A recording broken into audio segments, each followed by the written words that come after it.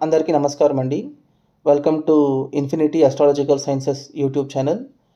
ఈరోజు మనము జాతకంలో శీఘ్ర స్థిరత్వాన్ని, ఉన్నత అభివృద్ధిని, అత్యధిక లాభాన్ని ప్రసాదించేటటువంటి యోగ దశలు ఎలా ఉంటాయి అనే విషయం గురించి ఈరోజు మనం డిస్కస్ చేసుకోబోతున్నాము.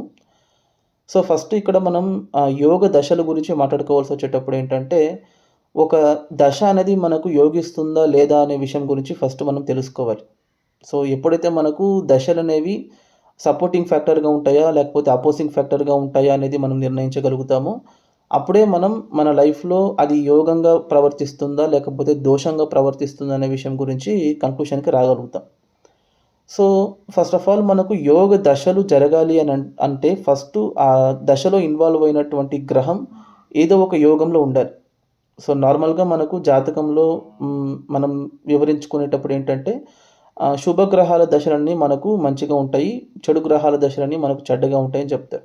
అంటే లగ్నాతు శుభ గ్రహాలు శుభ ఫలితాలిస్తాయి. లగ్నాతు పాప గ్రహాలు మనకు పాప ఫలితాలిస్తాయి అన్నట్టుగానే మనం న్యాచురల్‌గా భావిస్తాం. కానీ మెజారిటీ ఆఫ్ ద కేసెస్‌లో ఏంటంటే లగ్నానికి త్రికోణాధిపతులైనటువంటి గ్రహ దశల్లో ఆహ్, అత్యధికంగా కష్టాలు పడిన వాళ్ళు ఉన్నారు. అంటే లగ్నాధిపతి దశలో చెడు జరిగిన వాళ్ళు, పంచమాధిపతి దశలో చెడు జరిగిన వాళ్ళు, భాగ్యాధిపతి దశలో కష్టాలు పడ్డవాళ్ళు ఉన్నారు. అలాగే లగ్నాతు దుస్థానాధిపతులైనటువంటి షష్టమాధిపతి, అష్టమాధిపతి, వ్యయాధిపతి దశల్లో స్థిరపడిన వాళ్ళు, యోగాన్ని అనుభవించినటువంటి వాళ్ళు ఉన్నారు. సో, ఎప్పుడైనా సరే ఈ దశల గురించి మనం మాట్లాడుకునేటప్పుడు లగ్నానికి ఆధిపత్యం వహించేటటువంటి కోణంలో మాత్రమే మనం ఆలోచించడం మానేసి, వాళ్ళు ఉన్నటువంటి కండిషన్ మీద మనం ఎక్కువ ఫోకస్ పెట్టాలండి. ఎప్పుడైనా సరే జాతకంలో మనకు ఒక శుభగ్రహం బలంగా ఉంటే అది శుభ ఫలితాలను ఎక్కువ ఇస్తుంది. అలాగే ఇప్పుడు పాపగ్రహం బలహీనపడితే అది పాప ఫలితాలు తక్కువ ఇస్తుంది అని కూడా మనం భావిస్తాం. కానీ ఇక్కడ మనం చేసేది ఏంటి అనంటే, శుభగ్రహం ఎప్పుడూ బలంగా ఉండాల్సింది శుభ స్థానంలోనే బలపడాలని రూల్ లేదండి. ఫర్ ఎగ్జాంపుల్ ఇప్పుడు మనం ధనుర్లగ్నం తీసుకుంటే, ధనుర్లగ్నానికి లగ్నాధిపతి అయినటువంటి గురువు అష్టమ స్థానంలో ఉచ్చబడతారు. సో, ఇప్పుడు ధనుర్లగ్నానికి గురువు కర్కాటకంలో, అష్టమంలో ఉన్నంత మాత్రాన ఆయనక్కడ చెడు చేస్తారా అని భావిస్తే అది తప్పవుతుంది. ఎందుకంటే, అది స్థానం ప్రకారం దుస్థానమైనప్పటికీ ఆయన అక్కడ బలపడుతూ ఉన్నారు. అంటే ఉచ్చ క్షేత్రంలో ఉన్నారు కాబట్టి, లగ్నాధిపతి అక్కడ శుభత్వం పొందినట్టుగానే భావించాలి. అలాగే ఇప్పుడు ఫర్ ఎగ్జాంపుల్ మనం తులా లగ్నం తీసుకుందాం. తులా లగ్నానికి లగ్నాధిపతి అయినటువంటి శుక్రుడు షష్టమ స్థానమైన మీన రాశిలో ఉచ్చబడతారు. సో, ఇప్పుడు మనం దాన్ని లగ్నాధిపతి షష్టమంలో ఉన్నారు కాబట్టి వాళ్ళకు ఆరోగ్యం దెబ్బతింటుందా? రోగాలిచ్చేస్తారనంటే, లగ్నాధిపతి అక్కడ ఉచ్చబడుతున్నారు కాబట్టి ఇంకా చెప్పాలంటే వాళ్ళకు హెల్త్ రీత్యా మంచి ఆరోగ్యాన్నిస్తారు. స్థిరమైనటువంటి ఆరోగ్యం ఉంటుంది. సో, ఎప్పుడైనా సరే మనకు శుభగ్రహాలు దుస్థానాల్లో ఉన్నంత మాత్రాన అవి చెడు చేస్తాయని భావించకూడదు. అలాగే పాపగ్రహాలు శుభస్థానాల్లో ఉంటే అవి కూడా చెడు చేస్తాయని కూడా భావించకూడదు. ఫర్ ఎగ్జాంపుల్ ఇప్పుడు అష్టమాధిపతి గనక లగ్నంలో ఉచ్చబడ్డారనుకోండి, దాని అర్థం ఏంటంటే వాళ్ళకు ఆయుష్ అనేది బావుంటుంది. ఆయుర్దాయానికి ఏమి ఇబ్బంది రాకుండా లైఫ్‌లో వాళ్ళకు ఉండేటటువంటి గండాలు, అవాంతరాలు, అవాంఛనీయ సంఘటనలు ఇలాంటివేమి లేకుండా చూసుకుంటుంది. లేదు వ్యయాధిపతి లగ్నంలో ఉన్నారనుకోండి, అప్పుడు కూడా అది మంచి చేస్తుందనంటే అది ఆయనకు స్వక్షేత్రమైన, మిత్రక్షేత్రమైన, ఉచ్చక్షేత్రమైన అప్పుడది మంచి చేస్తుంది. ఫర్ ఎగ్జాంపుల్ ఇప్పుడు మనం కుంభ లగ్నం తీసుకుందాం. కుంభ లగ్నానికి వ్యయాధిపతి అయినటువంటి శనీశ్వరుడు లగ్నంలో స్వక్షేత్రపడ్డారనుకోండి, అప్పుడు వ్యయాధిపతిగా లగ్నంలో ఉన్నారు కాబట్టి ఆయన అక్కడ చెడు చేస్తారని గనక భావిస్తే అది తప్పవుతుంది. ఎందుకంటే కుంభానికి లగ్నాధిపతి కూడా శనీశ్వరుడే అవుతారు. లగ్నాతో ఆయన శుభగ్రహం అవుతారు. ఆయన అక్కడ బలంగానే ఉంటారు కాబట్టి లగ్నం అనేది బలపడుతుంది. సో, ఎప్పుడైనా సరే మనకు ఒక దుస్థానాధిపతి త్రికోణాలలో ఉంటే అవి చెడు చేస్తాయి. లేకపోతే త్రికోణాధిపతులు దుస్థానాల్లో ఉంటే అవి కూడా చెడు చేస్తాయి. ఇలా పారామీటర్స్‌ని మనం చూసేటప్పుడు ఏంటంటే వాళ్ళ యొక్క బలాబలాల మీద వాళ్ళు ఇచ్చేటటువంటి రిజల్ట్స్ అనేవి ఆధారపడతాయండి. నంబర్ 1. నంబర్ 2 ఇక్కడ మనం మేజర్‌గా స్థిరత్వం గురించి మాట్లాడుకోవాల్సొచ్చేటప్పుడు మన జాతకంలో మనకు సెకండ్ హౌసు, సిక్స్త్ హౌసు, 10థ్ హౌసు ఈ 3 స్థానాలు మనకు అర్ధ త్రికోణాన్ని నిర్ణయిస్తాయి. సో, ఎప్పుడైతే మన జాతకంలో ఈ అర్ధ త్రికోణాధిపతులు అయినటువంటి ద్వితీయాధిపతి, షష్టమాధిపతి, కర్మాధిపతి ఎంతకంత బలపడతారో అంతకంత వేగంగా, అంతకంత స్థిరంగా మన యొక్క సెటిల్మెంట్ అనేది ఉంటుంది. ఫర్ ఎగ్జాంపుల్ ఇప్పుడు అర్ధ త్రికోణంలో ఇన్వాల్వ్ అయినటువంటి 3 గ్రహాలు బలంగా ఉంటే వాళ్ళకు లైఫ్‌లో ఆ స్టార్టింగ్ స్టేజ్‌లోనే సెటిల్‌మెంట్ అనేది ఈజీగా జరిగిపోతుంది వాళ్ళకు. అంటే ఆహ్, చదువయిన తర్వాత ఉద్యోగము, ఉద్యోగం అయిన తర్వాత సంపాదన, సంపాదన అయిన తర్వాత మ్యారేజ్ ఇలాగా సీక్వెన్స్‌లో జరిగిపోతుంది. సో, ఎప్పుడైతే మనకు ఈ అర్ధ త్రికోణానికి సంబంధించినటువంటి గ్రహాల్లో ఒక్కొక్క గ్రహం గనక మనకు వీక్ అయిందనుకోండి, అంతకంతా మనకు సెటిల్‌మెంట్ అనేది డిలే అవుతూ వస్తుంది. ఫర్ ఎగ్జాంపుల్ అర్ధ త్రికోణంలో ఉన్నటువంటి సెకండ్ లార్డు, సిక్స్త్ లార్డు బలపడి 10థ్ లార్డ్ బలహీనపడ్డారనుకోండి, వాళ్ళకు జాబ్ ఉంటుంది. అలాగే వాళ్ళకు చదువుకొనుంటారు. కుటుంబం ఉంటుంది. కుటుంబం యొక్క సపోర్ట్ ఉంటుంది. కానీ చేసే పనిలో వాళ్ళు పెట్టేటటువంటి శ్రమకి తగ్గ రెప్యుటేషన్ రాకుండా బాధపడుతూ ఉంటారు. అంటే జాబ్‌లో ఉంటే కూడా ఆహ్, చేరినటువంటి పొజిషన్‌లోనే స్ట్రక్ అయిపోయి ఉంటారు వాళ్ళు. వాళ్ళకు ప్రమోషన్స్ రావడం కానీ, పై పొజిషన్‌కి వెళ్ళే ఆపర్చునిటీస్ గానీ చాలా తక్కువగా ఉంటాయి. సిమిలర్‌లీ సెకండ్ హౌస్ బావుండి, 10థ్ హౌస్ బావుండి, సిక్స్త్ హౌస్ బలహీనపడిందనుకోండి, అప్పుడు అది మనకు ఉద్యోగాన్ని ఇచ్చేటప్పుడు అంటే ఇంటర్వ్యూస్‌ని ఫేస్ చేసేటప్పుడు, లేకపోతే ఎంట్రన్స్ ఎగ్జామ్స్ రాసేటప్పుడు, లేకపోతే ఉద్యోగాన్ని సంపాదించుకునే ప్రాసెస్‌లో అది మనకు డిలే చేసేస్తుంది. సో, అప్పుడేమవుతుందంటే జనరల్‌గా మనం పెట్టేటటువంటి ఎఫర్ట్‌కి, మనకొచ్చేటటువంటి రిజల్ట్‌కి అక్కడ సంబంధం ఉండదు. అంటే ఎంత కష్టపడ్డా కూడా కాంపిటీషన్‌లో మనకొచ్చేటటువంటి ర్యాంకింగ్ అనేది కొంచెం పాసింగ్ లెవెల్‌కి తక్కువ ఉన్నట్టుగా ఉంటుంది. అంటే ఒక ర్యాంక్‌లో మిస్ అయిపోవడము, 2 ర్యాంకులో మిస్ అయిపోవడము, ఒక 10 మార్కుల్లో తప్పిపోవడము ఇలాంటివి జరుగుతూ ఉంటాయి. సిమిలర్‌లీ సిక్స్త్ హౌస్, 10థ్ హౌస్ బలంగా ఉండి, సెకండ్ హౌస్ బలహీనపడితే దాని అర్థం ఏంటంటే ఉద్యోగం ఉంటుంది, ప్రమోషన్స్ ఉంటుంది గానీ, సంపాదించుకునే డబ్బంతా ఇంకొక చోట ఖర్చు పెట్టాల్సొచ్చే సిట్యుయేషన్స్ అరైజ్ అవుతుంది. అంటే ఫర్ ఎగ్జాంపుల్ చదువుకున్న చదువుకి చేసేటటువంటి ఉద్యోగానికి పొంతన ఉండి, ఉద్యోగంలో పెట్టేటటువంటి శ్రమకి తగ్గ ఆదాయం వస్తూ ఉన్నా కూడా, డబ్బులు వాళ్ళ చేతికొచ్చిన తరువాత, ఆ ధనాన్ని వాళ్ళు నిల్వ ఉంచుకోవడంలో ప్రాబ్లమొస్తుంది. అంటే ఒక చేతిలో డబ్బొచ్చిన తర్వాత, ఇంకొక చేతిలో అది ఈఎంఐకో, వడ్డీలకో, అప్పులకో వెళ్ళిపోతూ ఉంటుంది. సో, ఎప్పుడైతే మనకు చేసేటటువంటి పని, పెట్టేటటువంటి శ్రమ, దానికి తగ్గ ఆదాయం అనేది బ్యాలెన్స్ అవుతుందో, అప్పుడు మనకు అది ఒక సక్రమమైనటువంటి సెటిల్‌మెంట్‌ని ఇస్తుందన్నట్టుగా మనం భావించాలి. సో, ఈ అర్ధ త్రికోణం మనకు ఎంతకంత ప్రబలంగా ఉంటే, వాళ్ళు అంత ఈజీగా, అంత తొందరగా, అంత స్థిరంగా సెటిల్ అవుతారు. ఇదొక యాస్పెక్ట్. ఇంకొక యాస్పెక్ట్ ఏంటంటే, ఇప్పుడు సెటిల్ అయిన తర్వాత వాళ్ళకు ప్రాస్పెరిటీ ఉంటుందా లేదా? అంటే ఇప్పుడు ఫర్ ఎగ్జాంపుల్ ఒక మనిషి డిగ్రీ అయిపోయిన తర్వాత అంటే జనరల్‌గా ఒక 22-23, 24 ఇయర్స్ లోపు డిగ్రీ అయిపోతుందనుకోండి. డిగ్రీ అయిపోయిన తర్వాత వెంటనే వాళ్ళు జాబ్‌లో సెటిల్ అయిన తర్వాత, ఆ జాబ్‌లో లేకపోతే వాళ్ళ కెరియర్‌లో వాళ్ళకు ముందుకు సాగగలుగుతారా లేదా? అంటే in every aspect of life చెప్తున్నాను. అంటే వాళ్ళకు రావాల్సినటువంటి రెప్యుటేషను, వాళ్ళు పెట్టేటువంటి ఎఫర్ట్‌కి రావాల్సిన ఇన్‌కము, అలాగే వాళ్ళకు రావాల్సినటువంటి ఆ ఫ్యామిలీ బ్యాకప్ ఏదైతే ఉందో, అంటే ఫర్ ఎగ్జాంపుల్ ఒక మనిషికి ఎడ్యుకేషను, తర్వాత జాబ్ కానీ, బిజినెస్ కానీ, తర్వాత ఇన్‌కమ్ గానీ అన్నీ సెట్ అయిపోయిన తర్వాత నెక్స్ట్ ప్రాసెస్ ఏంటి? మ్యారేజ్. సో, ఈ మ్యారేజ్ అనేది వాళ్ళకు ఫ్యామిలీ బ్యాకప్ అనేది ఇస్తుందా లేదా? ఇలాంటివన్నీ మనకు జరిగే దశలో ఉన్నటువంటి యోగం నిర్ణయిస్తుందండి. సో, ఈ జరిగే దశలో యోగం ఉంటుందా లేదా అనేది ఆ గ్రహ స్థితి బట్టి ఆధారపడి ఉంటుంది. అంటే ఎప్పుడైనా సరే జాతకంలో యోగం ఉన్నంత మాత్రాన అది జరుగుతుందని మనకు రూల్ లేదు. చాలామందికేంటంటే జాతకాల్లో చాలా మంచి రాజయోగాలుంటాయి. కానీ ఆ యోగ దశ రావడం అనేది ఆప్టిమమ్ టైమ్ పీరియడ్‌లో రాకపోవచ్చు. చాలామందికేంటంటే ఎయిదర్ వాళ్ళు చిన్న పిల్లలప్పుడే యోగ దశ జరిగిపోయి ఉంటుంది. లేదా కొంతమందికి యోగ దశ రావడమే చాలా ఏజ్ అయిన తర్వాత వస్తుంది. అంటే ఫర్ ఎగ్జాంపుల్ ఒక 60+ లేదా 75+ అలా వస్తుంది. సో, యోగ దశ అనేది మనకు అనుభవించేటటువంటి కాలంలో రావడం కూడా ఒక మెయిన్ ఇంపార్టెంట్ పారామీటర్. మరీ ముఖ్యంగా ఆహ్, జీవితంలో మేజర్ చేంజెస్ జరిగేటటువంటి పీరియడ్ ఏది?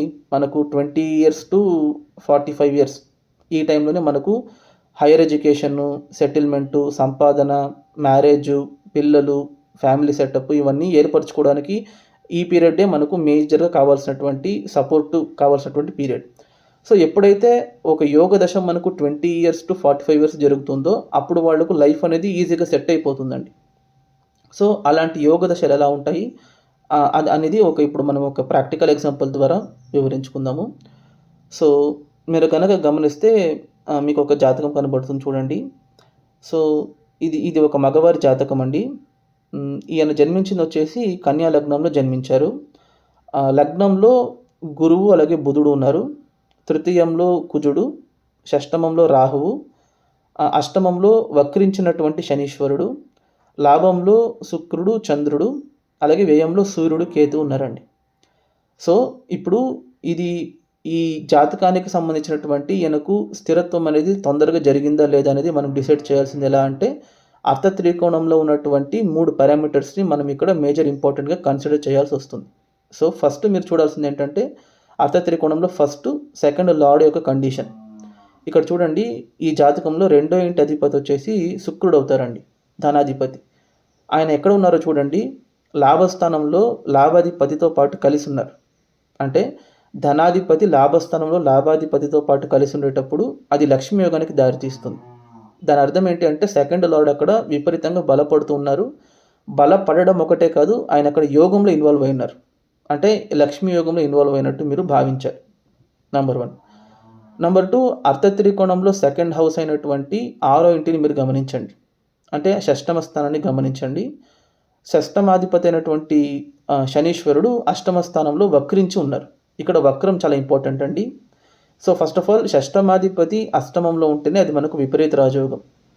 సో ప్లేస్మెంట్ వైస్ అయితే ఆయన కూడా అక్కడ యోగంలోనే ఇన్వాల్వ్ అయి ఉన్నారు.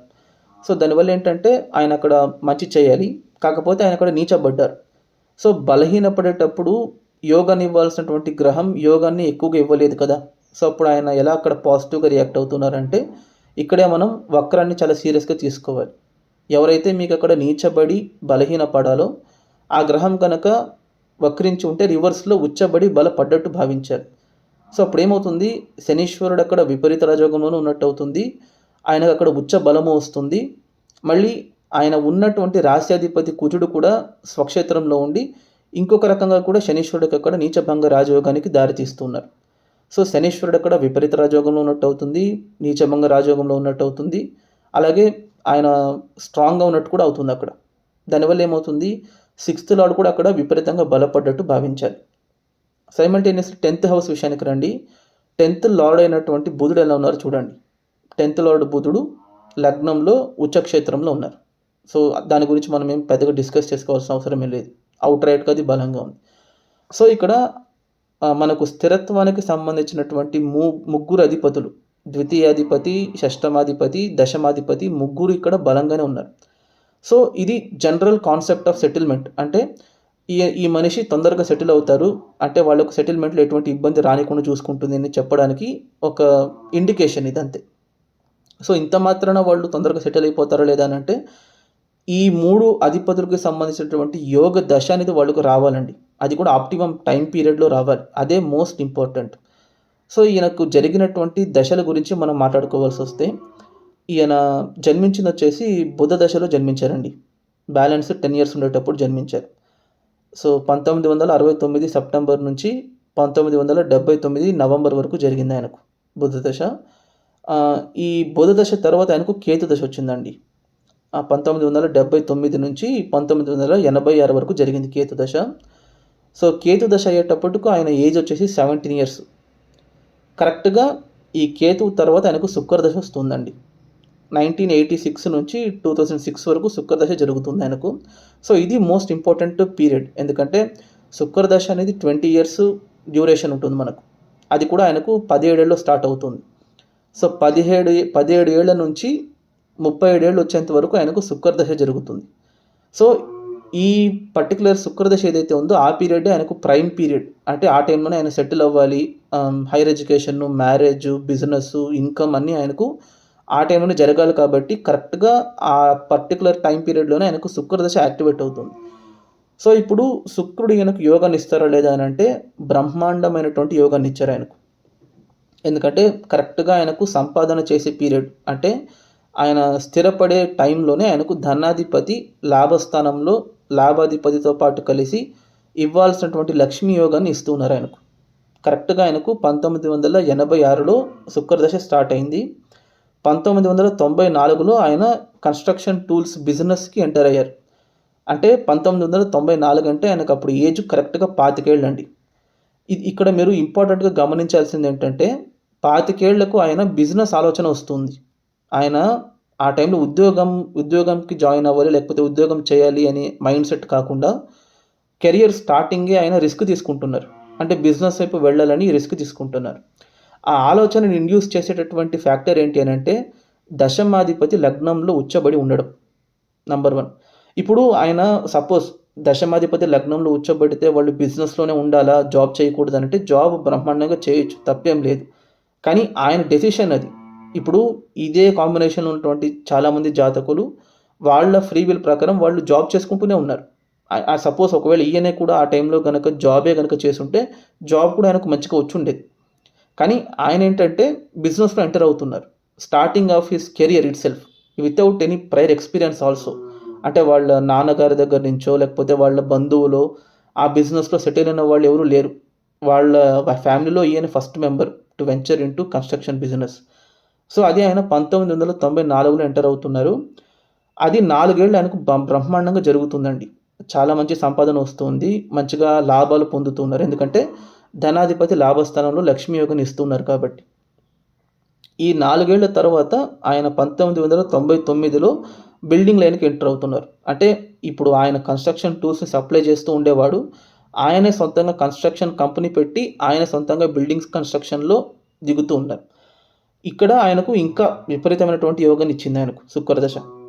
ఆల్మోస్ట్ ఆయనకు 2001 నుంచి 2004 లోపు 30 కోట్ల బిజినెస్ జరిగింది ఆయనకు. 30 క్రోర్ బిజినెస్. మీరు ఇమాజిన్ చేయండి. అది కూడా 2001, 2004 ఆ పీరియడ్‌లో 30 క్రోర్స్ అనేది it is not a small amount. ఆ టైంలో అంటే చాలా పెద్ద అమౌంటు. చాలా విపరీతమైన కాంట్రాక్ట్స్ వచ్చాయి ఆయనకు. ఇన్‌ఫాక్ట్ ఆయన construction company almost Bengaluru, Chennai, even బాంబేలో కూడా కొన్ని చేశారాయన. అంటే కరెక్ట్‌గా ఆయన సెటిల్ అయ్యే పీరియడ్, ఆయన సంపాదించే పీరియడ్‌లో ఆయనకు లక్ష్మీ యోగం జరుగుతుంది. ఆ లక్ష్మీ యోగానికి సంబంధించిన పూర్తి బెనిఫిట్ ఆయన పొందగలుగుతున్నారు. ఇది ఎందుకు చెప్తున్నాను అనంటే, సపోజ్ ఇదే దశ గనక ఆయనకు పుట్టినప్పుడు జరిగుండుంటే, ఫర్ ఎగ్జాంపుల్ ఆయన ఒక 10 ఇయర్స్ లేకపోతే 12 ఇయర్స్ లోపు జరిగుండుంటే అది ఈయన అనుభవించుండేవాళ్ళు కాదు. అఫ్‌కోర్స్ యోగం ఎప్పుడైనా యోగమే కాబట్టి ఈయనకు జరగాల్సిన యోగం వీళ్ళ తల్లిదండ్రులకు జరుగుండేది. లేదా సపోజ్ ఈయన ఒక 60 ఏళ్ళు దాటిన తర్వాతో, 75 ఏళ్ళు దాటిన తర్వాత జరిగుండుంటే అప్పుడు వీళ్ళ పిల్లలకు వచ్చుండేది ఈయన వల్ల యోగం అనేది. బట్ ఈ పర్టిక్యులర్ నేటివ్ ఆ యోగం యొక్క రిజల్ట్స్‌ని రీప్ చేయాలి అనంటే పర్టిక్యులర్ టైమ్ పీరియడ్ రావాలి. సో, జాతకంలో రాజయోగాలు ఉన్నాయా లేదనేది సెకండరీ అండి. రాజయోగాలు అందరికీ ఉంటాయి. కానీ ఆ యోగాలకి సంబంధించిన దశలు ఆప్టిమమ్ పీరియడ్‌లో రావాలి.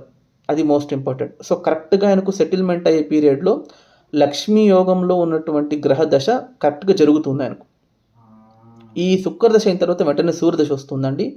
ఇది కూడా యోగ దశ. ఎందుకంటే సూర్యుడు 12వ ఇంట్లో విపరీత రాజయోగంలో స్వక్షేత్రంలో ఉన్నారు.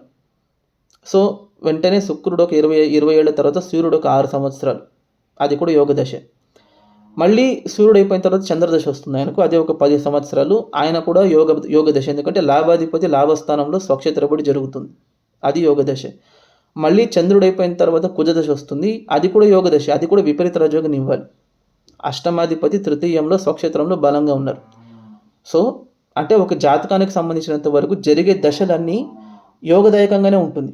పుట్టినప్పుడు కూడా ఆయనకు బుధ దశ, లగ్నాధిపతి దశ. అది ఒక 10 ఇయర్స్ జరిగింది ఆయనకు. తరువాత కేతు దశ వచ్చింది.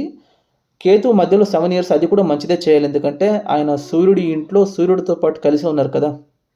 సో, ఇక్కడేంటంటే జాతకంలో ఉన్నటువంటి గ్రహస్థితి సెపరేటు. కానీ దానికి సంబంధించినటువంటి యోగ దశలు రావాలి. బట్ ఇదే జాతకానికి గ్రహస్థితి బాగుంది కాబట్టి జరగదశలని యోగాలని మనం చెప్తాం. కానీ ఒకవేళ ఆయన గనక బుధ దశలో కాకుండా ఫర్ ఎగ్జాంపుల్ రాహు దశలో జన్మించున్నారనుకోండి, ఈ జాతకంలో ఉన్నటువంటి యోగాలన్నీ ఆయనకు మిస్ అయిపోయిండేవి. అంటే రాహు ఒక 18 ఏళ్ళు, తర్వాత గురువు ఒక 16 ఏళ్ళు, ఆ తర్వాత శని ఒక 19 ఏళ్ళు. అంటే ఆయనకు ఒక దగ్గర దగ్గర 56 ఇయర్స్ వచ్చేంత వరకు పెద్ద యోగం ఏమి జరుగుండేది కాదు. అంటే శని దశ బాగుండేదనుకోండి, రాహువు, గురు దశ జరుగుండుంటే అప్పుడు ఈ రేంజ్‌లో యోగం వచ్చుండేది కాదు ఆయనకు. ఎందుకంటే రాహువు, గురువు ఆయనకు పెద్దగా యోగాన్నిచ్చేటటువంటి గ్రహాలేమి కాదు. కానీ పుట్టడమే ఆయన బుధ దశలో పుట్టేటప్పుడు ఏమవుతుందంటే సీరీస్ ఆఫ్ ది దశస్ చూడండి మీరు. బుధుడు 10th లార్డ్ లగ్నంలో ఉచ్చంలో ఉన్నారు. లగ్నాధిపతి లగ్నంలో ఉచ్చం పడినట్టు భావించొచ్చు మీరు. అది ఒక 10 ఇయర్స్. కేతువు సూర్యుడితో పాటు కలిసి సూర్యుడి ఇంట్లో స్వక్షేత్రబడి ఆయనతో పాటే కలిసి ఉన్నారు కాబట్టి అది ఒక 7 ఇయర్స్. తర్వాత శుక్రదశ ఆయన లక్ష్మీ యోగంలో 11th హౌస్లో లాభాధిపతితో పాటు కలిసి అది ఒక 20 ఇయర్స్. తర్వాత విపరీత రాజయోగంలో ఇన్వాల్వ్ అయినటువంటి సూర్యదశ 6 ఇయర్స్. మళ్ళీ లక్ష్మీ యోగంలో ఇన్వాల్వ్ అయినటువంటి చంద్రదశ ఒక 10 ఇయర్స్. మళ్ళీ విపరీత రాజయోగంలో ఇన్వాల్వ్ అయినటువంటి కుజదశ ఒక 7 ఇయర్స్. సో టోటల్గా ఆయనకు ఇదివరకు జీవితంలో ఈ రోజుటి వరకు జరిగిన దశలని యోగ దశలు. ఓకేనా. సో కొన్ని జాతకాల్లో ఏంటంటే సిరీస్ ఆఫ్ ద దశస్ అనేవి కరెక్ట్గా యోగదాయకంగానే ఉంటుంది. కానీ మనం కొన్నిసార్లు చూసేటప్పుడు ఏంటంటే జాతకంలో చాలా మంచి యోగాలు మనకు కనిపిస్తాయి, కానీ దానికి సంబంధించినటువంటి గ్రహ దశలు రాదు. సో అది కొంచెం ఒక రకంగా బ్యాడ్ లక్ అని మనం చెప్పుకోవాలి.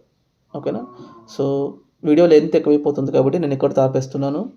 దయచేసి మీకు గనక ఈ వీడియో నచ్చినట్టయితే ఈ వీడియోకి ఒక లైక్ చేయండి, షేర్ చేయండి, మీ యొక్క వాల్యుయబుల్ ఒపీనియన్స్ని కామెంట్ రూపంలో తెలియజేయండి. దయచేసి ఛానల్ని మాత్రం సబ్స్క్రైబ్ చేసుకోవడం మర్చిపోకండి. Thank you.